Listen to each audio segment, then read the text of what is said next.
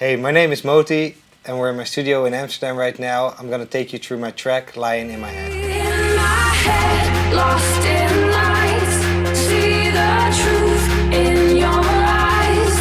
Raise our hands, take the night, illusions fade tonight. In my head.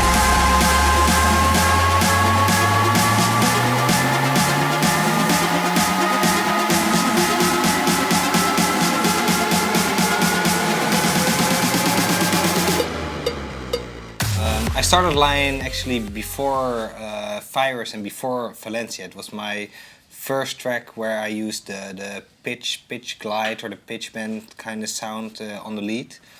Wanted to try to do something different than I did before. I used a lot of big kicks already, but I thought it was too, how do you say it, like static or something? Just was it was too straight or something, so I wanted to switch it up, and I listened a lot to hardstyle because I like the melodies and everything of hardstyle. And I noticed that the hardstyle DJs or producers are switching up the bass. So instead of using a bass line, they use the kick drum where the bass is in the kick drum, and they pitch the kick. So that was basically the main focus on this track. I wanted to do something with a kick. Lion was released after Virus, before Valencia. But the thing with Lion was the track was, well, the idea of the instrumental was finished way before. Only it took very long to find the right vocal on the track. Well, with most tracks, I start with making an instrumental, and I put an acapella on it, like a known acapella or a acapella that fits to try it in my sets, especially when the breaks are really empty. So I have to, well, you can't play all empty breaks in your sets because it will just fall apart or something. So I'll just try to put acapellas on it. And Lion started with an instrumental version with a Linkin Park acapella on it, which worked really good, which at the same time was really difficult to find a vocal for because you had Linkin Park, and people who know the track and hear it in my set, they want the Linkin Park version, of course. So the reason why Lion came out after Virus was because we had to wait for a vocal for so long. We've been searching, finding the right singers. We had a lot of people write to it. And out of 5 people, nobody could make the right acapella or an acapella or the vocal they would they really felt good about. So in the end, 3 or 4 months later, we finally received a vocal that worked with this track. For just for you to know, this has been a year since I made it. I made this last year, so I'm also looking at what I actually did in this project. The first elements of the track were the kick. I actually did something here with the kick that isn't allowed for normal or like traditional producers to do, but I layered a lot of kicks on each other, and I didn't do anything. I didn't compress them, I didn't sidechain them on each other. I just started layering kicks, and it started off with this basic kick. There was this is the, how do you say that, like that's just the bass kick. To give it the more the hardstyle feeling or just to put the bass in the kick, I added this first kick. So now you can hear this is well, it's in an F, the bass note is an F, so this is the bass kick.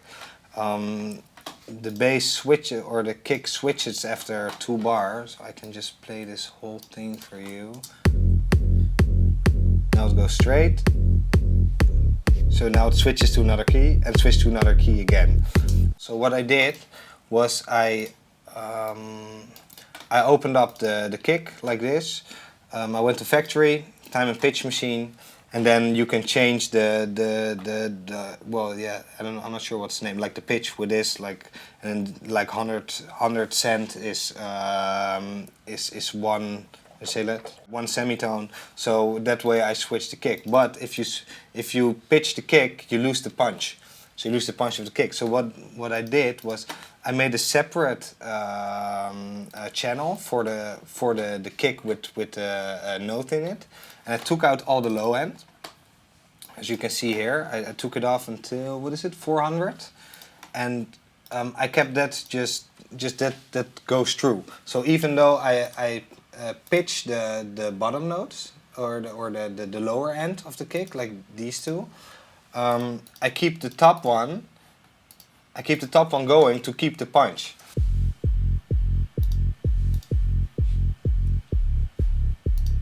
See, it loses power or something. And by the way, I cut off because I I put a top kick on it with a low cut until a 5 or 400 hertz.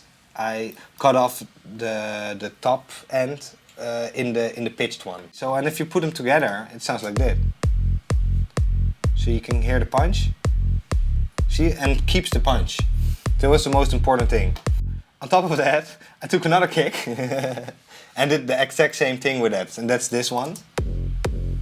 This one has even more punch. And then I put them all together. And you get this. And that's like the base of the track. That's the kick, it's the bass, it's everything. I don't have a bass line in it or anything. This is it. That's the thing, like I was saying, I actually didn't. I just layered them, and maybe I do it. I didn't have to do anything with the compressing or anything. I just make sure that everything fits, you know, like everything starts at the same point, of course. But yeah, that's about it. It wasn't. It's one of those things that just turns out good without really thinking about it. You were just well. That's the way I work most of the time. So I'm not a technical producer. I'm just getting by my desk. I'm start making music, and I'll see wherever I end up. And if it sounds good, it sounds good. And this was one of those things that I feel really good about afterwards. This felt so good to me. I just had to find the right melody on it, and it has so much low end that it was really hard to come up with something to put on, because you don't have much room left. But well, then we get to the second element of the track, or the second most element of the track. That's the lead sound. I made this with Nexus. Well, Nexus you can't really make leads with Nexus because Nexus is a lot of presets and you don't have much space to tweak it. But well, I found this this synth. It was in one of the packs. It's called LD Disto Sol 3. And I'm not sure if the portamento was already on it, or I put it on myself. I'm not sure, but if you play overlapping notes, then it just glides to the next note. So I played it in a really high key, and it sounds. But it sounds so amazing. But it was, how do you say it? It was. It sounds beautiful, but at the same time, because of the low kick you put under it, it has so much power. So I filled the low end. I filled everything in the low end part up with the kick, and I just put this on there, and it was already there. This was the first idea how it started. The good part about this lead sound is I did everything with it. As you can see, the first note, that's like a super low note, and because it overlaps, you get the same glidey thing I do in the top. So you get like it glides up and there it glides down, up, down. The reverb in the Nexus is kind of big, because if you take it off, see, this is the sound without the reverb. If you put the reverb on it, they get a lot bigger. The reason why it gets so much bigger is also because I put a camel fat on the lead sound, so also on the reverb. So there's a lot of distortion, and well, I only use the distortion part. I think these things are on, but I didn't really tweak that. But I just put a lot of distortion on it, so it gives a lot more punch. Because if you play it without the camel fat, see, it's like, it's okay, but it's really flat. And if you put the camel fat on it, then yeah, I distort everything a lot, because I like the crunchy sound, but then you get it. I work with the Nexus, and in the Nexus I put the reverb on it. Then after, on that channel where the reverb's already on it, then I put distortion on it, and because I put distortion on it, it gets a lot of low end, and it gets really distorted, so then I EQ it again. normally I would EQ it to make it more clean, but as I look at my project right now, I like totally fucked up the sound. But it made it sound really good. But because the reverb is so much distorted, I put another reverb on it on a different bus, and to give it a clean reverb as well to make it fit in with the rest of the mix. So in the end, with the reverb on it, it sounds distorted, but at the same time you still get the all feeling you want the reverb to have. So it's, yeah, you can say like the reverb in the Nexus is more the reverb to make the signature sound, like the sound of the lead, and the reverb on the bass afterwards, that's to fit it in the mix. Yeah, to give it a gloss and just to put the mix together. I mean, if you keep one lead sound all the time, it gets a little bit boring. So to make it more full, after 15 seconds, I added the same melody with the same portamento settings and the same glide settings, only an octave lower. So to make it more full, and you get, like, normally it's like this. But if you add the layers, and these are the double layers that I put on with an octave lower, you get, so you get like a more full sound, because now it's really empty, and with this on, it gets more body. Or the extra sounds are both in a bus, and the bus is linked to the same reverb that I used on another bus. So it's not, I didn't use any distortion or anything on the leads. It's just to fill up the track, because they're not like really there. They're there, but they're on the background. You don't really hear them. And because I turned the volume so low, they only fill up the lower end of the lead sound, and I didn't have to mix them to make it sound good or anything. It just fitted perfectly. I added the lower octaves to the lead sound to make it sound better, but you can't put everything in the middle. If you put everything in the middle, you need to you need to stereo image it a little bit to make it sound more more big, more.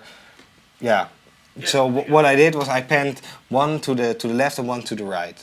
This one is the one. This one I panned to the left. This is the one.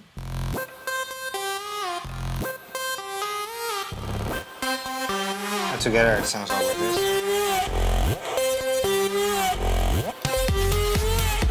Just for your notice, the final version of this project contains two projects. So I have the instrumental version. After the instrumental version, I made a bounce of the instrumental until I got the vocal version, and then I used the bounce of the instrumental and cut it up again and mix it with the a cappella, but we're gonna do that later. For now, so this is the first 15 seconds of the drop. Well, I always use the same impact for the first drop, or after every 15 seconds or something I put an impact on it. That's this one. I edit a lot of samples. I use a different kind of samples, like Vengeance or whatever I have on my computer. But I edit them, then I save them. In the next project, I use the file I saved, and I edit them again. So over the years, it's like basic samples, but they've been edited so much by myself and saved again that in the end they become your sounds or something. It's like, because you keep editing them. And this is one of those that I use I think every track I use this on the first note. Like. Okay, so that was the first idea for the track. That is how it started. But most of the times when I have an idea, I just start building. Like, I start building from the first second till the end. That's the way I like to work. You can see in my project, that's how I organize my project. Like, you can see that you can see it builds up like this. It doesn't make sense, because a lot of people I know, they work with, they group things, they group the lower ends, or they group the drums, and yeah, I don't really do that. For me, it feels good if I just build it up like what I hear, if I hear another element get in the track, I want to see that on the screen, like, okay, so here's another element, that's the reason why I built like this. For the clap I used, well, you can see it's called Loose Clap. Loose Clap is from my Don't Go Lucid track I did 2 years ago, I think. And this is actually the clap I used there, but I used it in another project, process it again, in another project, process it again, and in the end it sounds like this. That's the clap. This is the kick I used in this track, which is only the top kick, because for the intro I never put in the bass kick if I really use a big kick. For the hi-hats I used Factory, as I can see here. In the EXS 24 from Logic, I organized all the Vengeance specs. So as you can see, I just organized all the heads in one drum file, so I can just play it on my MIDI board and just can find. I can really. It's really easy to find the right hi-hats or anything to use. So on every key on my in the EXS, I've got a different hi-hat, and that's how I can find the right ones to fit the track. Like as you can hear, you can see. So what I normally do is this is a really simple way how I put the hi-hats, like it's just straight. But if I want to find the right ones, what I do is I play everything and I select it all with Command A. That's how my keys or commands are, my command presets are. And then I press Alt and I just put top, and I can switch between hi-hats, as you can see. And until I find the right one, that's what I do. I just go through them all. I use this technique for all my drums always, because it's really easy, and it's, you know, you can find the right ones by doing. If you go through your samples, you can't really hear how it sounds in the mix. And if I just draw the pattern already and just press play and search for it, I can just hear how it sounds in the mix, and it works so fast, so much faster and so much easier. The only thing is you have to put a lot of time in organizing all your samples in the EXS, and when you switch to a new computer or whatever, you have to do it all over again. But you know, it's worth the trouble, definitely. For the intro, I use the ARP. This is what I do in most of my tracks. I try to find the ARP melody, or I make an ARP melody myself. In this case, it's Nexus, which I'm not sure if I edited it or I just used a basic one. Most of the times I start with it with a cutoff close, but then this time I didn't do anything to it. It just fills up the mix, and it makes it, well, for an intro it works really good. I added a lift into it. It's not really that hard. It's a normal silent sound, which I edited a little bit. Then I automate the pitch bend. I put it on 24 semitones up and down, and then I'll go from bottom to top, just to build up in through the breakdown, in the first breakdown. An extra element in the intro is the vocal step, which is I've got a lot of acapellas and vocal samples and everything on my computer. I'll just search for one that fits. I put it on there. I put it on the same rhythm as the hi-hat, as you can hear here. It's really basic. To make it a little bit more, to make it sound a little bit more different, I added Effectrix to it, and just put some things on there. I always start with a default, and I'll just press the button, like as you can see. I put a reverb on one of the things, I put a delay on it, and I just play with it a little bit until it sounds good, and in the end it sounded like this. So, and all together sound like this. For the FX, I actually got a little bit lazy on this one, because this is a sample pack FX, so it isn't on the foreground of the track, so it isn't really that how do you say that? It's not like a signature thing in the track, but it fills up the track quite nice. As you can hear, this is like the whole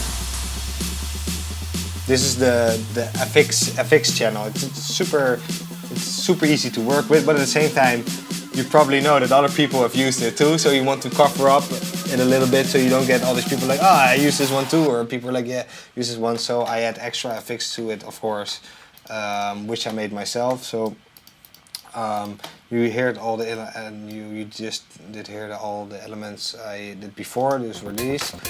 Then after 30 seconds, I wanted to build it up to go into the breakdown, which is really cool on the dance floor, but at the same time it's kind of difficult, or it puts people on the wrong track, because you build it up and then it shuts down, but people will expect it to drop at 45 seconds, but it doesn't. So what I did was put another lift to it, put an effectrix on it with a pitch bend on the end. Like I use the tape stop for this, or a final stop is called in here. A snare roll that builds up, like automated again with the pitch bend up. Put another snare on it with a reverb on the fourth every time. As you can see, I put it in the effectrix again. And on the fourth, I put a reverb on it. And as final thing, I added another, you see, a pitchy thing that builds up faster. Yeah, well, it's like I think it's like a basic pattern. As you can see, it just builds up. And the most important thing about the build up is I think the 5 horn. I added a 5 air horn to it, which is pretty cool, but you know, it's good with a lot of reverb. And with the direction mixer, like the stereo imager, I made it really wide. Let it build up, build down again, and then it repeats itself. This is how it sounds, how it goes into the breakdown.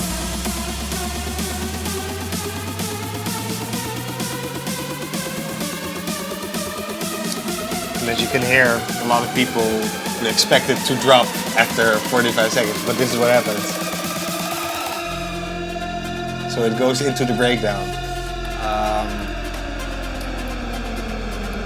In the breakdown, the most important element is, for the instrumental, the most important element is the ARP, which I really like this ARP because it reminded me of, I think 6 years ago, when a lot of DJs or a lot of producers were more playing the defected Sear to two-room kind of sound, and this reminded me of that time.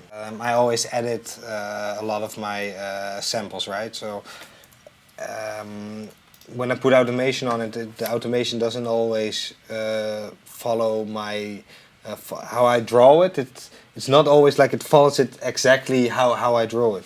So what I do then, I draw it, then I export it to, or I bounce and place it in my project, and then I use that sample. So this was the sample I edited. So it was a reverse slap. Then I open up the feedback, because if you, I used a tape delay on it, I forgot to mention that. So I put a delay on my slap or clap or whatever you want to call it. If you open the feedback, if you go over 55%, it will, how do you say that? It keeps on going and going until it like distorted. You can hear now that it's all distorting, right? Because the feedback is too much, so it keeps coming back. Like if you put a microphone next to a monitor and you talk into it, and it just starts. I'm not sure how to pronounce it, but it starts distorting. So what I did with this was I did exactly that, but to make it, because I wanted to make it like a sweep, that it builds up, I started making the delay time smaller and smaller, so it pitches up for your ear. It pitches up, and in the end you get, it sounds like this, as you can see. Well, here you can see the feedback. I throw it up to 55. so it keeps on repeating itself so much. And then the delay, I start at 468 till 0. As you can hear, smaller, smaller, smaller, smaller, smaller, smaller, smaller, smaller. And it sounds like a sweep. And that's the cool thing about it, because you don't, you know, it's so that's a different way of making your own sweeps without using white noise or without using a synthesizer, just using a sample and a delay. I thought it was really cool, but because the automation is so difficult to make it like exactly on when you want it to stop, to make it exactly stop, I bounce it, and you can see this is the waveform, and this is the bounced version of the thing, of the sound, and as you can hear, it's exactly the same, but I can cut it off when I want it to be cut off. Plus, I can edit it a little bit more, and at the same time, I EQ'd the lower end out of it a little bit to also just to make it fit better in the mix. And it's like a small little detail, because it isn't in the front of the track or anything, but it makes the build-up a lot better. In the build-up, for all the other parts, I used the exact same ones. I used 30 seconds before, so in the build-up to the breakdown. So now we opened the project where I made a bounce of the instrumental, and I opened a new project, loaded the bounce into it, or the export, and added the acapella into it, but also extra elements to make it sound good, because I actually made the break a little bit longer or cut it up here and there and added a clap to it, and I'll just show you how I did that exactly. This is just the normal acapella. It goes into the breakdown here, and the acapella starts at it's kind of off rhythm, because it's 6 bars instead of 4 or 8. So that's a funny thing to mention. But the vocal was written by Paul Brandoli. I'm not sure who sang it, but it was one of his singers, a songwriter. And like I told before, it took ages to find the right vocal. And when I received this, it was a lot different than from it was now, because I got a first draft, which contained a certain melody, but I felt like the melody wasn't in the right order. So I switched it up a bit, and I had a lot of back and forth emailing with Paul, with my management, because my management is from America, so they're better with the English language than I am. So at some point I was cutting up words and everything, and they were like, "Yeah, dude, this is not proper English. You can't do it like this." So I had to discuss with everyone, like, okay, how can we make this work? We switched it up a lot, and in the end, the funny thing about this project was Tiesto has been playing it for a long time before it was released, and so was Martin Garrix. There was a rumor going on that Martin Garrix and Tiesto had a collab coming out. So everyone on the internet thought this was their collab. As happens with all tracks that end up on the internet in set rips or whatever, people are gonna make up names. Like, oh, this track is called this track is called this, and in the end, everyone called it Lion. So when we were when we were working on the vocal and making the vocal, I decided together with my management, like, okay, maybe it's better to just call the track Lion, because people expect this track to be called Lion. So if it comes out and people are searching for it, it's easy for them to find. So we switched the name to Lion, but then the vocal didn't make sense at all. So we tried a lot of things, like lion roars in it and everything, but still it didn't work. So in the end, it became Lion between brackets in my head. And this is the vocal, the acapella. My mind is open, my senses come alive. As you can hear, if I played a cappella, you can see a little bit of difference in decibels and everything, because it was a lot of editing and a lot of cutting. This is the first verse. I actually had 2 verses, but instead of using two verses in the track, I took out the best parts of the first verse and the best parts of the second verse, put those together in one verse, and took out the sentences I didn't like. And for the second breakdown, I only used the chorus instead of a verse. So now you have like, I think it's, well, you can call it, this is probably the verse. You can call this a bridge. It's very short, you know, it's not really long a cappella, but you can call this the bridge, the first part, the verse, and then it goes into the chorus, which is this part.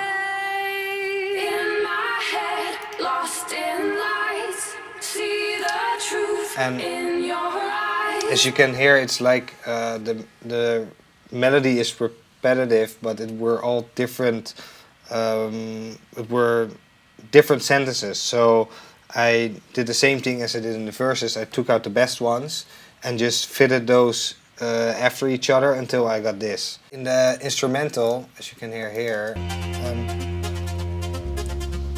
I took out the claps, I took out everything. I only kept the ARP melody and the bass and yeah, what you call it, like the oboe kind of thing, like the atmosphere kind of thing. But because that was missing now, I had to add more elements to the breakdown, because otherwise it gets a little bit boring or whatever. So I added another clap, and which you can see is another processed file. I think the first one I called it example clap loop. I did a remix for example one time, and I really liked the clap, how I made it with the well, it's got more elements to it. I'll just play it so you can hear it. It's like it starts off with a sweep,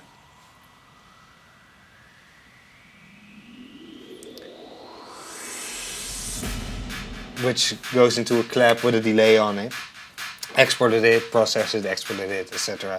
And it's in the end.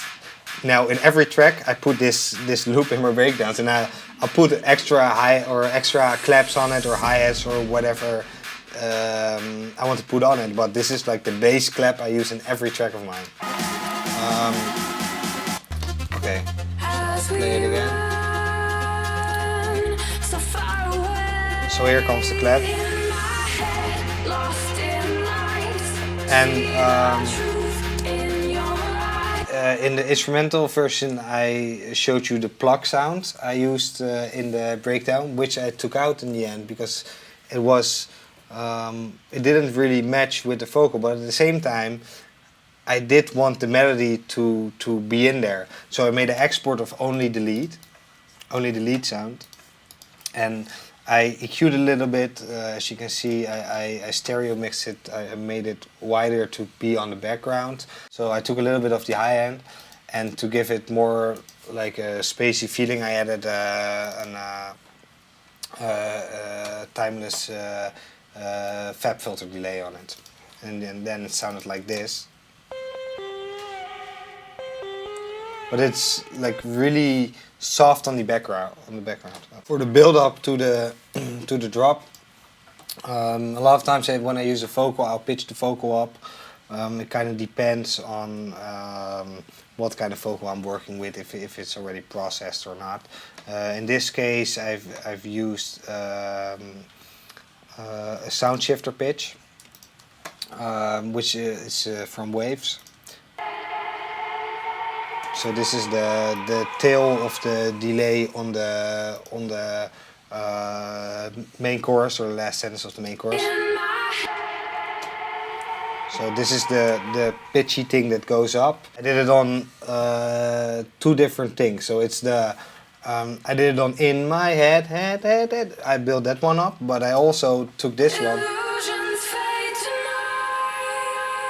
This is the last sentence of the in my head is actually the how do you say that? It's the first word or the first sentence of the chorus, but it's also the extra title to the track. So I felt like I had to also end the chorus with that to fit the title of the track. But at the same time, I also looped the end of the the last sentence of the chorus. So I'll just play them separate. So you can hear this one build up, and this is the end of the last sentence, but at the same time I also pitched up this one. So you have the head, the one pitching up, and you have the delay on the illusions thing in the end. So which makes it pretty cool, I think. I always make different versions with the different acapellas on it. I got one with a Cruella acapella on it. I got one with a Linkin Park acapella on it. I tried different versions with vocals I've received to use for this track. But in the end, I've got like 6 or 7 different files I have played, and some I added this a little bit, some I added this a little bit, because I've been working on this track for at least half a year, because it took so long to come out. So at some point, when I'm making the final version, I use parts of all the different versions and just paste it everywhere I can until it fits perfectly, until I feel like, okay, this is gonna be the final version I want to use. I think a funny thing to show is that I don't do this often, but I use this for this track. I put a match EQ on my master, so on my final channel I put a match EQ. Okay, I just loaded this track into a new channel on my sequencer, and this is on, which channel is it? Let me check. It's audio 6. For the sidechain you choose audio 6. I always solo it, but it isn't necessary, but otherwise you hear everything through each other and you go crazy. You press learn. I've just selected the sidechain, which is the channel you want to copy. You press learn, and as you can see, it copies the exact or it reads the EQ. If you want it to be perfect, you have to wait for a while until it's still, doesn't move anymore, and if you have a breakdown and a drop, you can better let it play through both of them, because you use different channels in both. Okay, but let's just keep it short now. Okay, so now this is the example you want to copy. I've put the match EQ on the master file, so now I have to mute the one you have to copy, otherwise he will read that one too, because now you're going to read the whole track. This is with current reads everything that goes in through this channel. Press current, so now he's reading this part of the track. Just have to wait until the drop, because otherwise it won't take the lower end.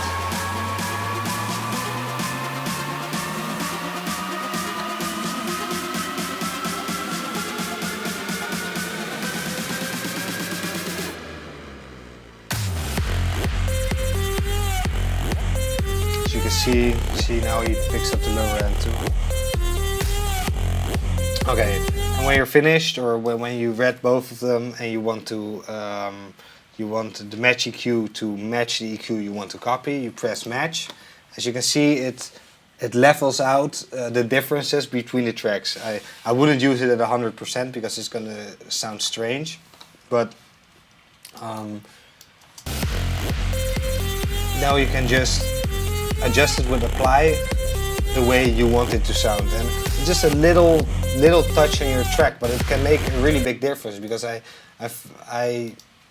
with this track I thought afterwards it sounded so much better than it sounded before. And then because this is the match EQ I used on this track, it isn't that much, but it's a little bit of changes, so it made it a little bit better. But because you're also peaking a little bit above 0, you have to limit it again, otherwise you're in the red again, you know. Like, I like to work a lot in red, but this is I think the only project that I actually I'm only like +1 in the red. Normally it's like +6. I'm limiting and then putting dynamics on it and everything. And how this is the first one where I didn't do that. So, and in the end it sounded like this with the match EQ on it. I also put a limiter on it in here. And this is about it. That's everything it is.